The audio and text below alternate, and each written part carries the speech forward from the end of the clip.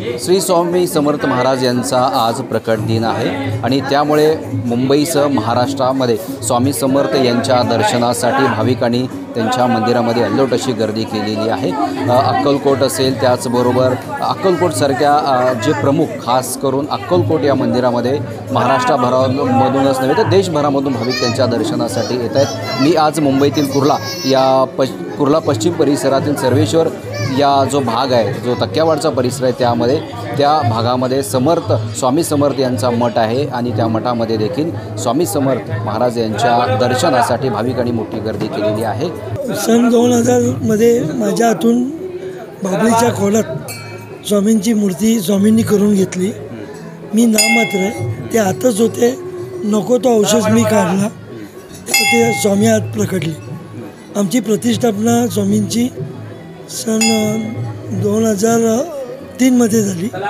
हे 23वा वर्ष आहे आणि तिकडची जी मूर्ती आहे ती बाजूची मूर्ती जी आहे ती ओरिजिनल बाबळीच्या खोलातली बनलेली आहे।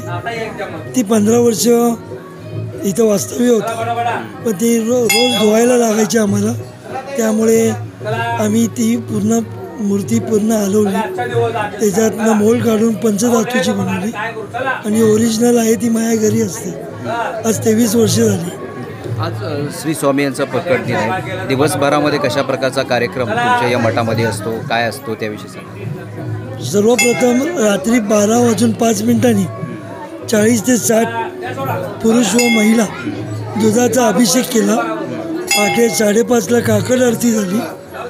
नंतर सकाळी 9 ते 12 रुद्राभिषेक होम हवन झालं आणि बाहेर रांगोळी आहे आणि 7 ते 8 महाआरती झाली, मस्त सुंदर। आणि त्यानंतर हा महाप्रसाद चालू आहे, रात्री 11पर्यंत चालतो आणि हा प्रसाद गेले 23 वर्ष आम्ही पंक्तीत देत नाही, पॅकेज कंटेनरमध्ये देतो, त्यामुळे प्रसाद सांडत नाही आणि घरापर्यंत जातो, घरातल्यांच्या प्रत्येकाच्या मुखात जातो।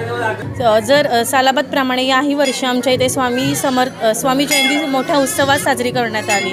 जे दिवसभराचं जे शेड्यूल राहतं ते सकाळी आमच्या इथे 5 वाजता काकड आरती होते, काकड आरतीनंतर होम हवन होते, होम हवन नंतर नामस्मरण होते। या नामस्मरणामध्ये मोठ्या संख्येने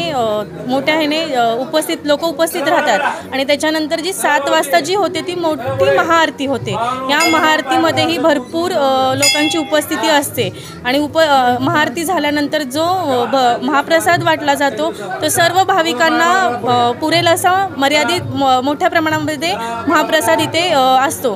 प्रत्येक वर्षी अशी आमची स्वामी जयंती मोठ्या उत्सवामध्ये पार पडते। श्री स्वामी समर्थ। श्री स्वामी समर्थ। श्री स्वामी समर्थ। सालाबादाप्रमाणे यावर्षी स्वामी जयंती आमच्या इथे मोठ्या उत्साहात साजरी केली जाते, पण दरवर्षी 4-5 दिवस अगोदर, पण ह्या वर्षी 10 दिवस अगोदरपासूनच मंडप टाकण्यात आला, कारण भाविकांची मोठी संख्या बघता त्याचा अंदाज घेऊन सगळ्या गोष्टी ह्या पूर्वतयारी ही आमची 5 दिवसापासूनच तयारी चालू झाली। आणि नामस्मरण हे दरवर्षी आम्ही स्वामी जयंतीला घेतो, पण ह्या वर्षी आदल्या दिवशी घेतले।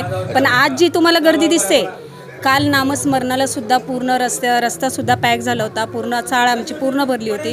नामस्मरणासाठी जवळजवळ 500 भाविक काल आले होते आणि एकदम शांततेत आणि छान प्रकारे नामस्मरण व्यवस्थित झालं। श्री स्वामी समर्थ। धन्यवाद। भक्ती शेते नागरिक येत आहेत, भाविक येत आहेत, कसा प्रतिसाद मिळतो एकूणच त्याविषयी?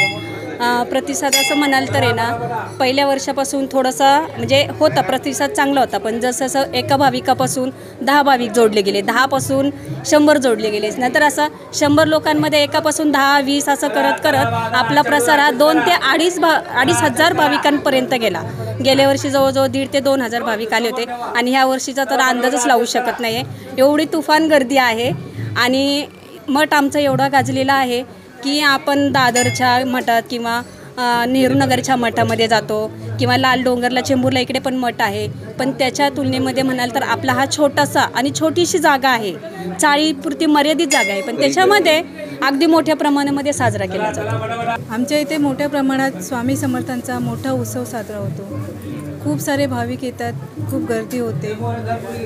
अशी अफाट अलोट गर्दी कुठल्याही मठामध्ये असेल मठामध्ये, पण जेवढी गर्दी इथे आणि जेवढे भाविक इथे येतात आणि त्यांना प्रचिती येते या मठामध्ये आल्यापासून, तसे भाविकांची गर्दी वाढतच चालली आहे आणि आता मोठ्या प्रमाणात हा उत्सव आम्ही दरवर्षी साजरा करतो. यावर्षी खूपच जास्त भाविक यावेळी झालेले आहेत. म्हणजे दरवर्षी येतातच पण यावेळी खूपच जास्त आलेत. म्हणजे पूर्ण चाळ भरली गेली, पूर्ण रस्ता भरला गेला. म्हणजे कम्पॅरेटिव्हली दादरचा मठ आपण जर बघायला गेलो तर दादरचा मठ खूप आधीपासून आहे आणि आपल्या मठाला समथिंग 23 इयर्स झालेत. आणि कंपॅरिझन केलं तर मग कंपॅरिझन ॲक्च्युली करायचं नाही, बट तिकडची जेवढी जास्त फेमस जे आहे ते मठ, तसंच आपलं पण मठ जास्त फेमस होतं आहे. इनस्पाईट ऑफ खूप कमी जागा आहे इथे, तरी पण एवढे जास्त भाविक येतात आणि तेवढीच प्रचितीही तेवढ्या लोकांना मिळाली आहे. मला स्वतःला खूपदा झालेलं आहे. माझ्या म्हणजे कोरोना टाईममध्ये पण खूप मोठा प्रचिती मला मिळाली होती. मी गुणवंत डांगर, DRV न्यूज, मुंबई.